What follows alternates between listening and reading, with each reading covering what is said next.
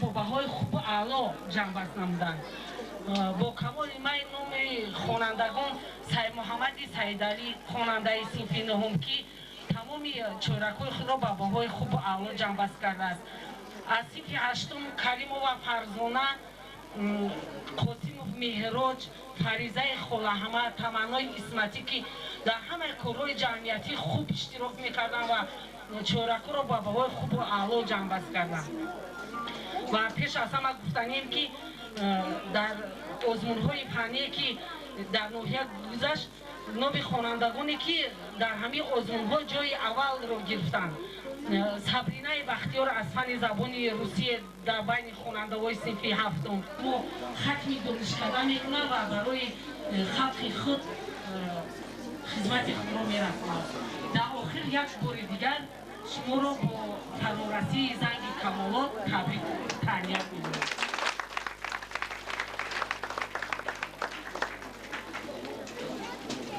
حقوقی زیر بار بندگی ناله های دلخراش از چنگ و تار آموختم. طفل بودم فرق خیر از شر ندانستم که چیست این سخن را از نظامی چون شعار آموختم. در جهان خاکساری یافتم قدری بلند، سرخمی را از درختی میوه‌دار آموختم. شعر گفتم در هوای عشق خوبان وطن، شاعری را من ز استادان کار آموختم.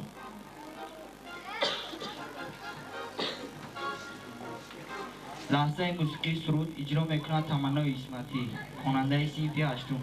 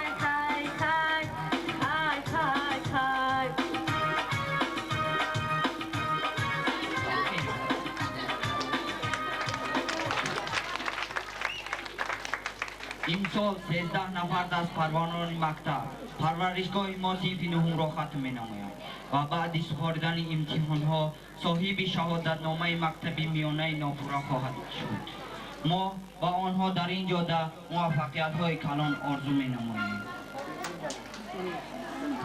به مربی زیر گردون معتبر نتوان شدن ماه نو را رفته رفته چرخ آهنگیر کرد. آره، محض نتیجه سهل و تلاش آموزگاران و مربیان است که ما اساسهای علم و معرفت از بر نموده از ارزش‌های علمی و فرهنگی و ملی خود بهره بردار می‌گردیم.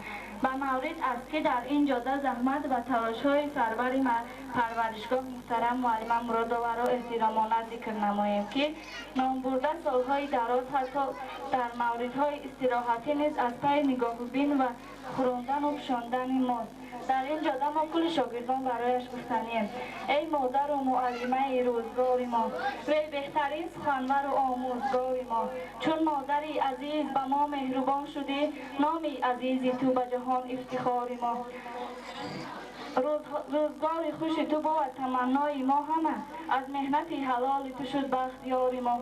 عمرت دراز باد و چراغ دل از مدام روشن چو آفتاب و در بهار ما آرزوی خیش در این بیت گفته ایم باشی همیشه مثل گل اندر کنار ما. هر کی را استاد نبود کار در بنیاد نیست، در رهی معنی رفیق بهتر از استاد نیست. به کمک معلم هیچ کس از علم و دانش بهره‌ور نمی شود. تنها معلم با رنج و زحمت خیش چشم کودک را به دنیا گشوده خط و سواد یاد می‌دهد تا که شاگردانش از علم و دانش بهره‌ور گردند و این بیهوده نیست که حق استاد را بیش از پدر گفتند. خلاصه آموزگار آن شخصیت بزرگ و ناتکرار است که با چراغ عقل عالم فکری ما را روشن نموده دنیای پراسرار ما را معرفی می‌کند.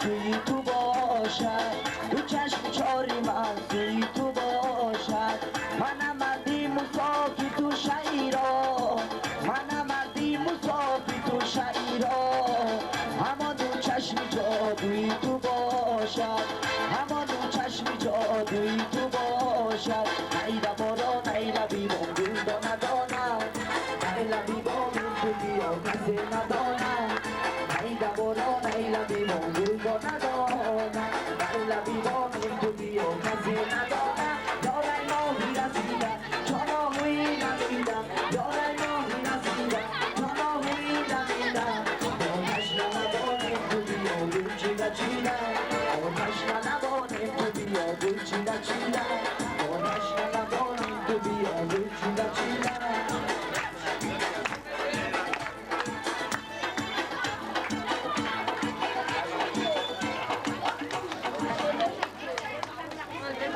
محترم امام علی رحمان سال معارف و فرهنگ تکنیکی اعلام گردیده است.